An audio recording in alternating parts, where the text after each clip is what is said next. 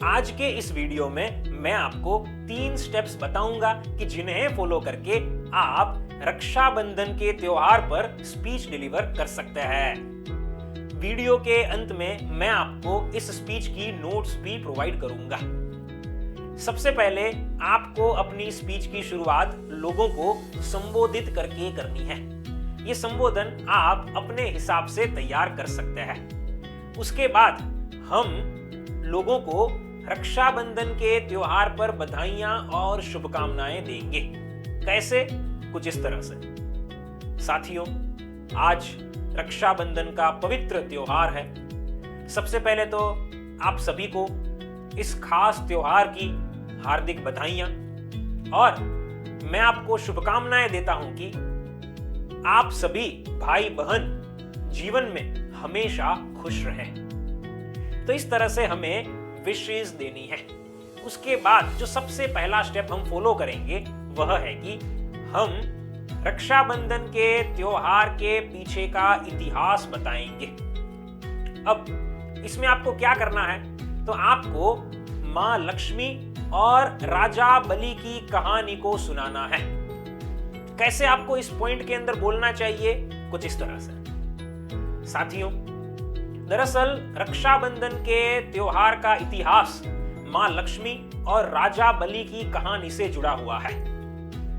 राजा बलि की दानवीरता से प्रसन्न होकर भगवान विष्णु ने उन्हें पाताल लोक का राजा बना दिया और भगवान विष्णु उनके पहरेदार बनकर खुद भी पाताल लोक में रहने लगे। अब भगवान विष्णु पाताल लोक चले गए, इसलिए उनकी पत्नी मां लक्ष्मी उदास हो गई। तो इसके बाद मां लक्ष्मी एक गरीब महिला का रूप धारण करके पाताल लोक गई। वहां पर श्रावण माह की पूर्णिमा के दिन उन्होंने राजा बलि की कलाई पर एक पवित्र धागा बांधा और राजा बलि को अपना भाई बना लिया। राजा बलि ने मां लक्ष्मी को उपहार मांगने के लिए कहा। तब मां लक्ष्मी अपने असली रूप में प्रकट हुई और उन्होंने अपने पति भगवान विष्णु को मांगा। राजा बलि ने सहर्ष उसका स्वीकार किया और भगवान विष्णु को विदा किया। तो हम सब लोग रक्षाबंधन में देखते हैं कि बहन भाई की कलाई पर राखी बांधती है और भाई उसके बदले उपहार देता है। वो इसी से प्रेरित है और यह वो कहानी है कि जिसके कारण हम सब लोग रक्षाबंधन के त्योहार को मनाते हैं। तो इस तरह से हमें सबसे पहले स्टेप को बताना है और लोगों को इतिहास बताना है। अब हम आगे बढ़ेंगे और रक्षाबंधन के भाषण में जो दूसरा मुद्दा हम कवर करेंगे वह है कि हमें रक्षाबंधन के त्योहार पर निभाई जाने वाली परंपराओं के पीछे का वैज्ञानिक कारण बताना है। अब आप इसमें क्या कर सकते हैं, तो आप ये बताइए कि जो तिलक लगाया जाता है उसके पीछे का क्या कारण होता है, कलाई पर राखी बांधी जाती है उसका क्या रीजन होता है, और मिठाई खाई जाती है उसके पीछे का क्या तर्क है।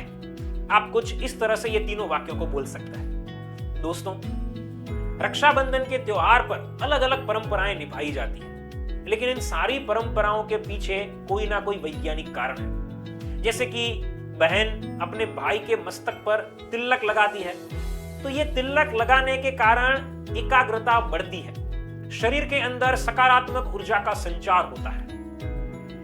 भाई की कलाई पर राखी बांधी जाती है। दरअसल कलाई पर जो नसें होती है वो बहुत सारी नसें होती है और अलग अलग बॉडी पार्ट के साथ जुड़ी हुई होती है। जैसे कि कलाई में जो नसें होती है वो हमारे हृदय, हमारे फेफड़ों, हमारे पेट इत्यादि के साथ जुड़ी हुई होती है। अब कलाई पर राखी बांधते हैं तो इससे हमारे शरीर का ब्लड सर्कुलेशन अच्छा होता है, तो इस वजह से हम हेल्दी रह पाते हैं और यही इसके पीछे की वैज्ञानिक वजह है।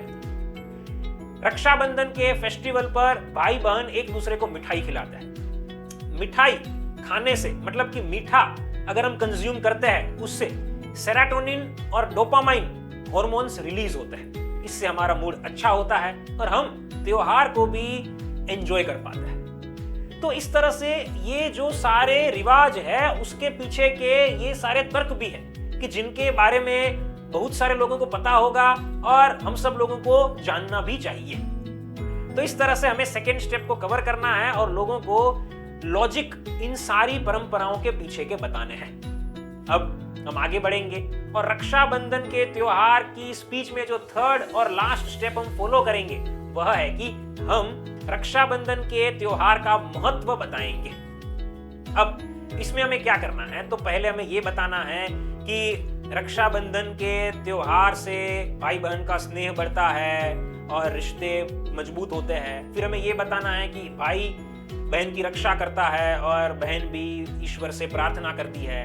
और अंत में ये बताना है कि ये राखी पूरे साल रहती है तो भाई अपने बहन को याद कर पाता है। ऐसे 3 वाक्यों को रखने हैं। कैसे बोलने हैं? कुछ इस तरह से। फ्रेंड्स, रक्षाबंधन के इस फेस्टिवल का बहुत महत्व है।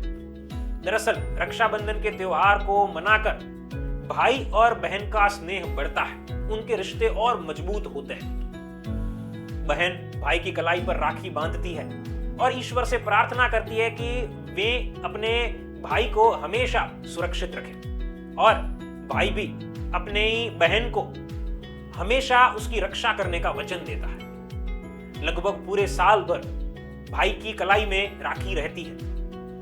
भाई उसे बहुत बार देखता है और वो अपनी बहन को याद कर पाता है और उसे अपनी जिम्मेदारी भी याद आ पाती है। तो इस तरह से हमें तीसरा स्टेप यहां पर कवर करना है। अब इसे कवर करने के बाद अंत में फिर से एक बार हम लोगों को बधाइयां और शुभकामनाएं देंगे कुछ इस तरह से।